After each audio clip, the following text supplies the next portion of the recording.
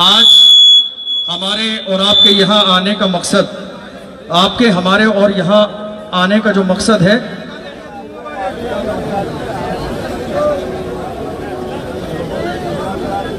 हमारे और आपके यहाँ आने का मकसद बहुत ही सुकून के साथ,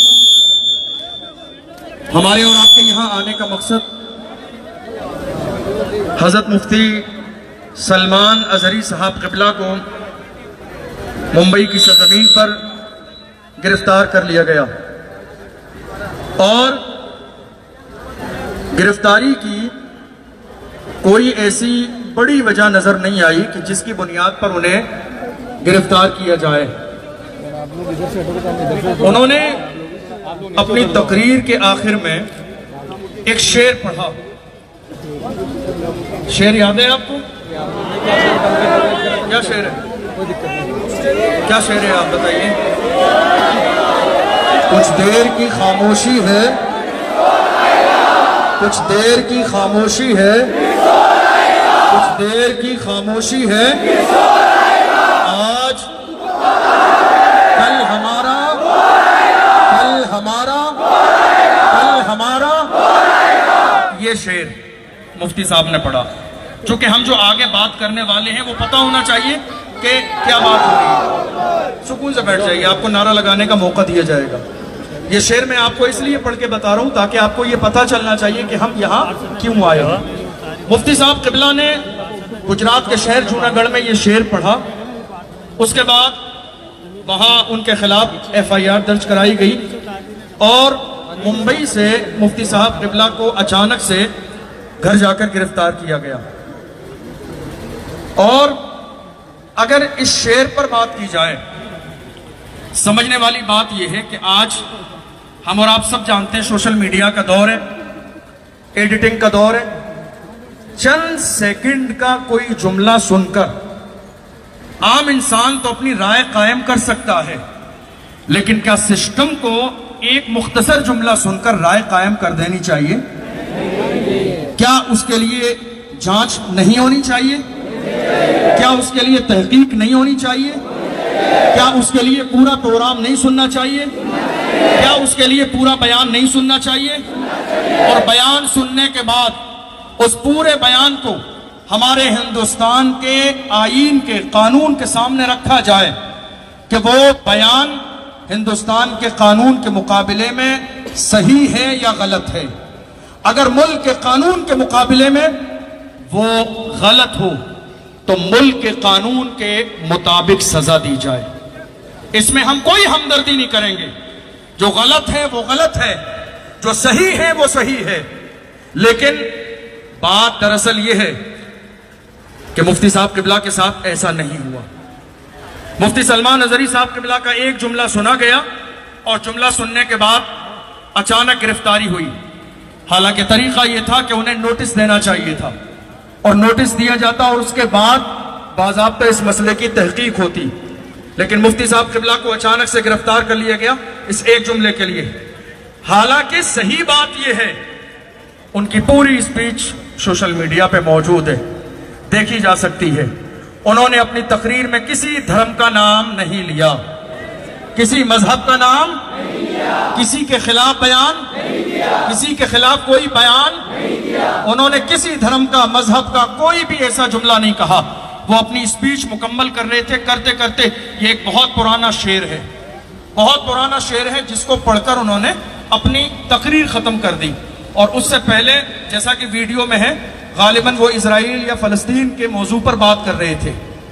अब गौर करने वाली बात है, अगर कोई यहाँ ये कहने लगे कुत्ते भौंक रहे हैं तो मैं तो बुरा नहीं मानूंगा। मैं बुरा मानूंगा? मैं इंसान हूं, मैं इंसान हूं। मुझसे नहीं कहा है, मुझसे तो कहा ही नहीं है, मैंने क्यों बुरा मानना है? मुफ्ती साहब क़िबला ने अपना बयान इस अंदाज में मुकम्मल किया और मुफ्ती साहब क़िबला को गिरफ्तार कर लिया गया इस एक जुमले पर। हालांकि सही बात यह है, अगर कोई इस हवाले से बात करना चाहे तो इससे ज्यादा बड़े बड़े जुमले आज सोशल मीडिया पर मौजूद हैं। और अगर कोई इनकार करना चाहे तो हम दलाइल के जरिए, दलीलों के जरिए ये बात साबित कर देंगे। ये वो दौर है कि इंसान बोलने वाला मुकर नहीं सकता है। ये वो दौर है कि आज YouTube पर सारी चीजें मौजूद है। आपने कब बोला, कहां बोला, क्या बोला, किस लिए बोला, किसके सामने बोला। मुफ्ती सलमान साहब ने अपनी तकरीर में एक आखिर में शेर पढ़ा, लफ्ज़ कुत्ता कहा, सारे लोग उनकी बगावत करने लगे। लेकिन हाल यह है कि इसी हिंदुस्तान की सरजमीन पर, थोड़े से जमाने पहले की बात है, हरिद्वार की सरजमीन पर धर्म संसद हुई। देखा नहीं देखा आपने? मौजूद है, गूगल किया जा सकता है, यूट्यूब पर देखा जा सकता है।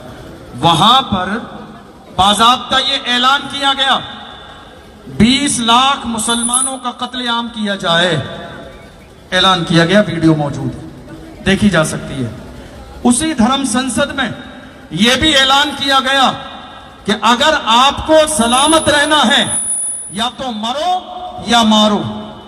उसी धर्म संसद में यह भी ऐलान किया गया कि अगर तुम्हें हिंदुस्तान की सरजमीन पर सलामत रहना है तो तुम्हें हाथों में हथियार उठाने पड़ेंगे।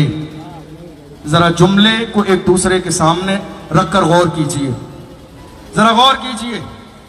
यहां तक कहा गया कि जिस तरह म्यांमार में सफाई अभियान चलाया गया, मुसलमानों को मारा गया, काटा गया, निकाला गया, इसी तरीके से हिंदुस्तान की सरजमीन पर सफाई अभियान चलाना चाहिए और मुसलमानों को मार मार कर बाहर निकाल देना चाहिए ताकि हिंदुस्तान बाज़ाब्ता मुसलमानों से पाक और साफ हो जाए। ये सारी स्पीच मौजूद है, सारी स्पीच मौजूद है। मुफ्ती साहब क़िबला, मुफ्ती सलमान अज़हरी साहब का अगर बयान आप देखें, लॉकडाउन के जमाने में डासना मंदिर के महंत यति नरसिंहानंद सरस्वती ने हमारे नबी सल्लल्लाहु अलैहि वसल्लम की शान में गुस्ताखी की। और जब हमारे नबी की शान में गुस्ताखी की, उस वक्त में मुफ्ती साहब सलमान अज़हरी साहब ने जवाब दिया। और यह जवाब का सिलसिला काफी लंबे जमाने तक चलता रहा। मैं आपसे कहना चाहता हूं, उस जमाने की सारी वीडियोस मौजूद हैं, सलमान अज़हरी साहब की भी और नरसिंहानंद सरस्वती की भी। दोनों की वीडियो को सामने रखें। मुफ्ती सलमान अज़हरी साहब लगातार ये कहते रहे, सामने आइए, बैठकर बात कीजिए, मुकाबला होगा, मुबाहला होगा, हम अग्नि परीक्षा देंगे, ये बातें चलती रही। लेकिन दूसरी तरफ से लगातार हमारे नबी की शान में गुस्ताखी की गई। हमारे नबी और नबी के सहाबा को लुटेरों की जमात कहा गया। कुरान के बारे में कहा गया कुरान गालियों से भरा हुआ है, माअज़ल्लाह। ऐसे हजारों लाखों जुमले हैं जो कहे गए और उस